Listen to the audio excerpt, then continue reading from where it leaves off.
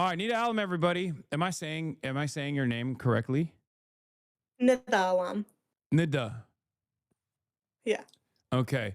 For Congress in North Carolina 4, it's very exciting to have you on the broadcast. From what I understand, it's 3:05 here in Los Angeles, but it's actually 6 there, and my team told me that you were going to break your fast with us, even though I already ate because I'm a bad Muslim and not a very good one. I apologize.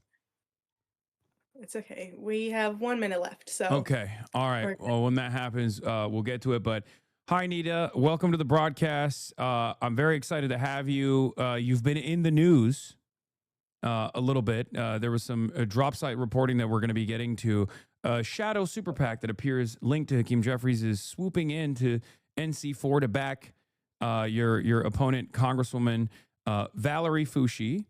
As a rematch of a race AIPAC spent $2 million to win in 2022. This appears to be a new backdoor way for AIPAC, funneling through Hakeem Jeffries. This PAC also spent $350,000 in New Jersey 11, where AIPAC accidentally boosted anti-Zionist Ana Lilia Mejia, and they're spending $257,550, mostly on the broadcast in North Carolina 4. Why do you think they're coming after you like this?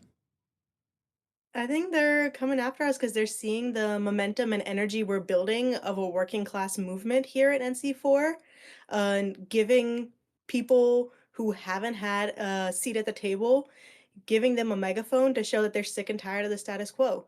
And it's not just this shadow pack, it's also the AI lobby just dropped $1.3 million this week. And also other packs that have been funded by Coinbase and APAC mega donors. Yeah, it's a pretty difficult hill to climb when you advocate for. Oh wait, hold on.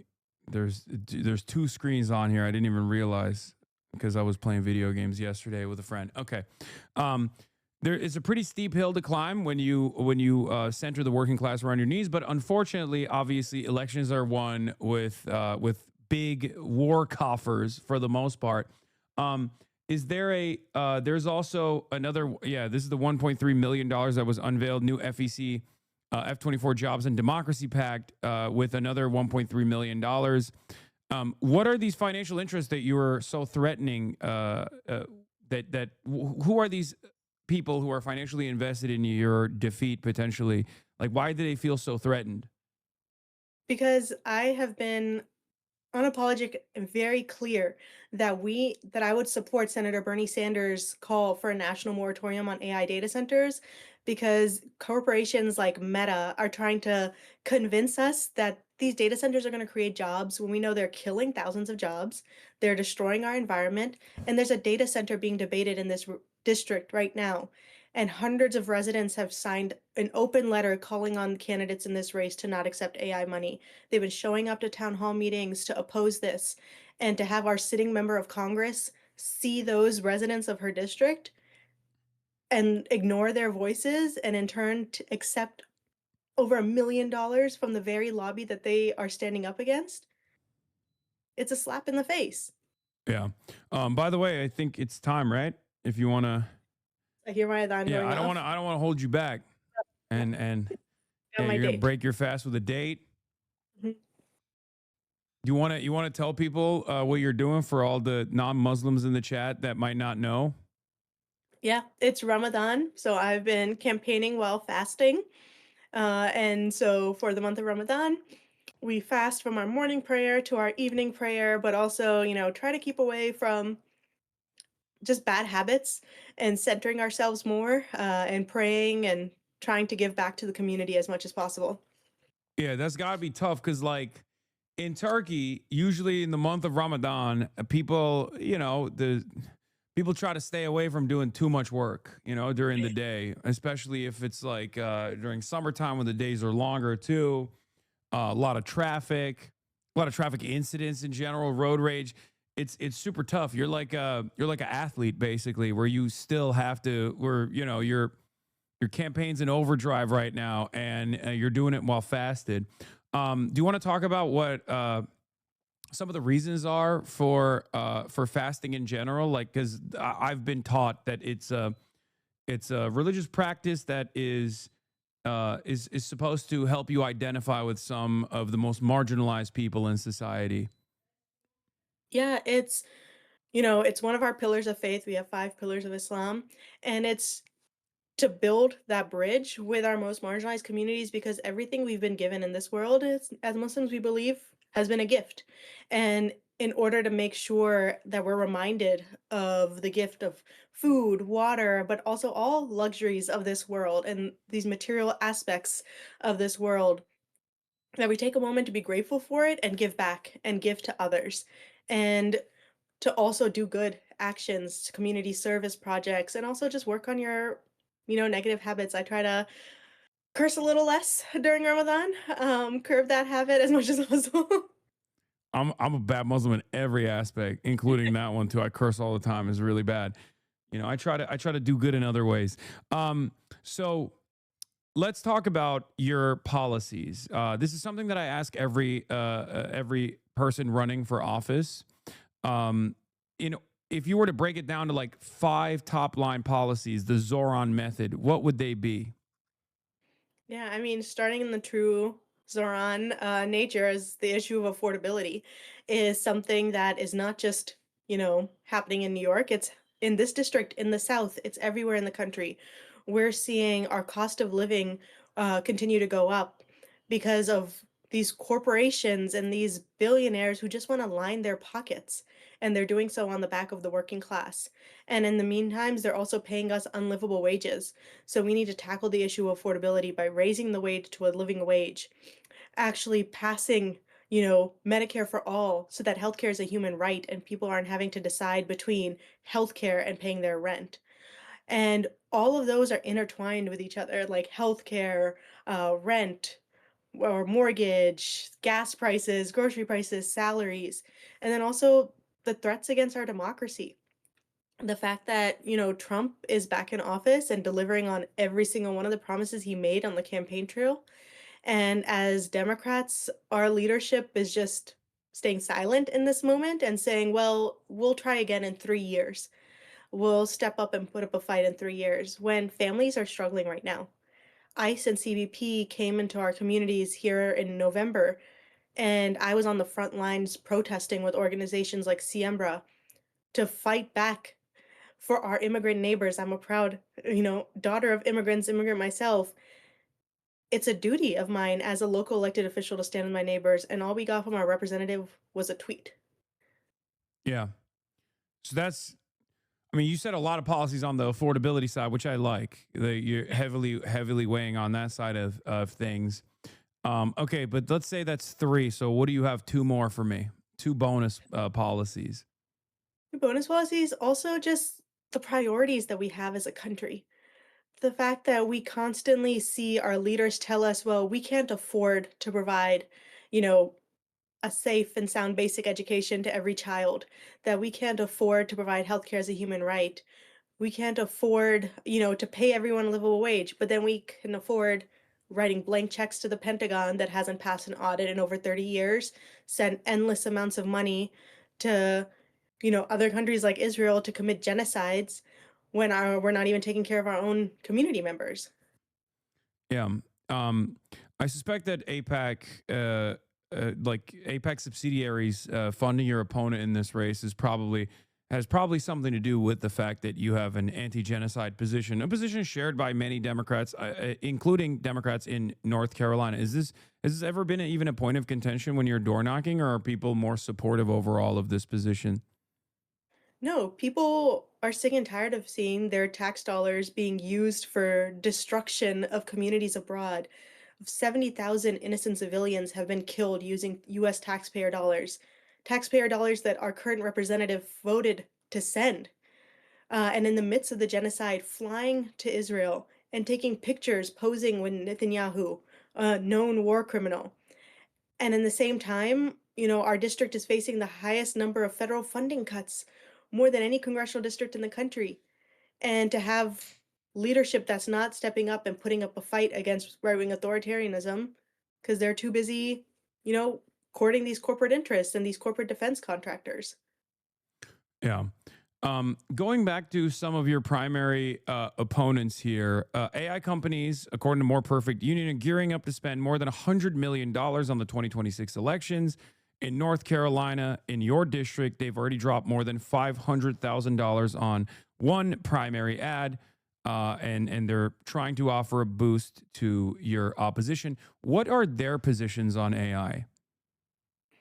So this lobby, they claim, quote unquote, or my opponent, you mean? Yes.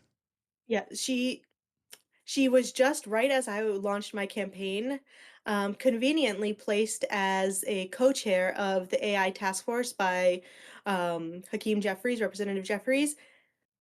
And then now you see there's three co-chairs of this. Two of the three co-chairs are being bankrolled by the AI lobby now. And we have been asked at a candidate forum by residents where we stand on the data center that's being built in this district. And she said, that's a local issue. I'm not going to speak on that.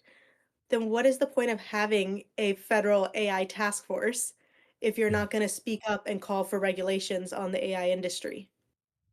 Yeah. So she's it kind of seems like, at least judging by the way that these AI companies are lobbying against you, it kind of feels like she's not actually doing her job as a regulator.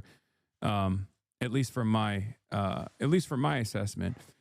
So one other question I had for you is Robert Gurneri, according to Sludge, it has been outed as one of the billionaire co-founders of Jane Street Capital, is the only disclosed donor to a PAC affiliated with a super PAC now spending for Valerie Fouché. This week, he was sued in federal court over allegations of insider trading regarding Do Kwon's Terraform Labs. It's the mysterious billionaire boss at Jane Street smashing trading records. Um, what is the reason why this person is so against you, in your opinion? I Why don't mean, you like insider trading? well, I'm sorry to say billionaires, but I'm not going to be a friend of yours in DC because I'm going to be there to advocate and fight for the working class. And I'm sure that these folks are scared because they see that not only this campaign, but campaigns like Sohran's, campaigns like Ana Lilia Mejia, campaigns like we have coming up with so many amazing Justice Democrats candidates and Leaders We Deserve and Sunrise Movement folks who are running across this country are giving a voice to working class individuals who are saying that we've had enough of billionaires making a profit off of our backs and then stepping on us and silencing us. And they see that we've built momentum and we've built energy and they're scared. And they should be because when we win, this is only the beginning in this race. We're going to continue to stand up all across the country and show people that they have the power and that no matter how many millions they try to spend to silence us, our votes will silence them. Okay, so you're against POC, people of capital, or POW, people of wealth. It seems the true minority, the only minority group that the Democratic Party and the Republican Party both align on protecting. It's good to know. So another question I have for you is related to the way that the party itself is seemingly orchestrating methods of diluting funds, or basically hiding funds that are coming from big lobby organizations that are now falling out of favor. Does this, like, if there was a message broadly that you could take to the National Democratic Party? You're a Democrat. You've been endorsed by other Democrats, as well as an independent senator from Vermont, Bernie Sanders, who always caucuses with the Democrats. If there was a message that you could send to the party, what would it be, as far as getting out of the way of left populist candidates that are socialist, candidates that are endorsed by socialists? Like, why should Yeah. the party not stand in opposition to people like yourself? I think, the party every year, every election that we lose, the party always comes back and is like, oh man, well, why didn't working people come out and vote? Oh man, why didn't young people come out and vote? Why didn't immigrants come out and vote? It's because we see who's funding you. We see who is backing you, and these folks aren't spending thousands and millions of dollars for expecting nothing in return. And I think it's disingenuous and it's insulting to think that voters and constituents are stupid, that we don't see these super PACs coming in, that these corporate interests coming in and buying these elections and thinking that, oh, this representative is going to truly represent me. No, I think that we as Democrats, if we actually want to win in 2028, if we actually want to take back the majority this cycle, then we need to be building the party and fighting and standing with the working class people that we claim to be champions for, instead of being cashing checks from the same folks who put Trump and his MAGA Republican friends into the White House. So you're in North Carolina. What is the demographic makeup of your district? Would you say that a pivot to moderation is the suggested outcome here? And your performance so far, do you feel like that actually goes against the grain? Like, do you feel like that actually is a clear cut example that you don't have to pivot to moderation in order to win elections in purple districts or blue districts or even red districts? This is actually the safest blue district in North Carolina. It's D plus 24, and it's not just blue, it's progressive blue. I'm a county commissioner here in the largest county in this district. I already represent like what's going to be 50% of the voting population. And that shows, like, as the first Muslim woman ever elected to office in North Carolina's history, the values and the diversity of this district, that we have the only district with a double digit Asian American population, double digit African American population, nearly just under double digit Hispanic and Latino. And we have some of the most highly educated folks in this district with 6 colleges and universities. We're home to Research Triangle Park. And we don't have to pivot. And it's not even just about moderation. Like, I get called all sorts of things, and yeah, I'm a progressive, but also every single policy that I'm standing on is common sense. It's about allowing every person in this country to live with dignity. And these shouldn't be controversial, especially not in the Democratic Party. These shouldn't be considered radical ideas that, every family, every person should be able to put food on their table, should only have to work one job to make ends meet. How would you reach across the aisle and make a convincing message that you would be the best congressperson for the district for maybe people who have voted in the past for the Republican Party? There's someone who said, "This is my home district. There's 6 total Republicans here, and 2 of them happen to be my parents." How would you convince this chatter that I have? They're 2 parents that have voted Republican, that you are the right candidate for them. I think I would talk to them about the shared lived experiences that we have. People in this district, just like all across the country, are struggling to make ends meet. And me and my husband, you know, we have student debt. We have 2 young kids that we're putting through daycare, and the cost of childcare for our 2 kids is the same as our mortgage. And we want to see our neighbors being taken care of. We want to see our neighbors be able to support themselves and be able to support ourselves. And I believe that every single person in this country, whether you're Democrat, Republican, or unaffiliated, would rather see their taxpayer dollars be used to build community, to support one another, rather than be used to give billionaires tax cuts and corporations tax breaks and fund endless war. And I think that's how we build relationships across the aisle, is through human interaction and relationship building. Your opponent Valerie is turning 70 this year. Don't you feel like you're taking out someone so young potentially by running against one of our youngest members in Congress?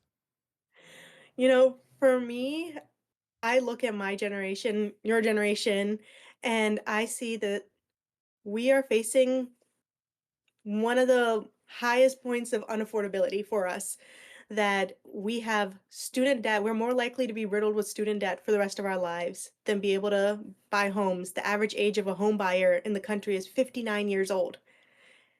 And we need leadership that understands this lived experience in this moment of how expensive it is to raise a family, how expensive it is to go to school right now, to buy a home, to try to achieve the American dream that we were told was possible for us. Okay, so you're an ageist, is what you're saying. You're someone so clearly young, in the prime of her life, potentially that doesn't understand the plight of those who are even younger, which of course is far too young to run for office. All right, last question for you, and thank you so much for coming on the broadcast, taking the time out, and sharing your experience of breaking the fast with a bunch of people who don't fully comprehend the Muslim American experience. Um, what are some areas of need for your campaign right now, and how can my community help you out? Yeah, our biggest need right now is honestly, as you mentioned earlier, campaigns are unfortunately fueled by money. And when you see this type of, you know, right wing special interest money coming in at the last minute to try to save this representative with over, I think it's nearly over $2 million that they've dumped in this last week. We are a campaign that's run on grassroots contributions. I think our average contribution is like $35. So anything that folks can donate and give, I think someone's probably dropping a link somewhere in the chat. And also volunteer. We have, 2 more days of early voting. Election day is on Tuesday. It's all about turnout now. So if folks can jump on the dialer and make phone calls wherever you are to tell people, remind them to vote and to get out and early vote, and also, if you're in the district or around or want to come visit, come knock doors with us. Come reach voters where they're at and remind them that they don't have to settle in this election, that they have a choice for change. All right, absolutely. Thank you so much for coming on the broadcast. This was wonderful, and I wish you all the success in the upcoming election. Thanks, Hassan. Thank Appreciate you. it. Bye. All right, that was I'm gonna butcher it again. Nida Allam, running for North Carolina 4.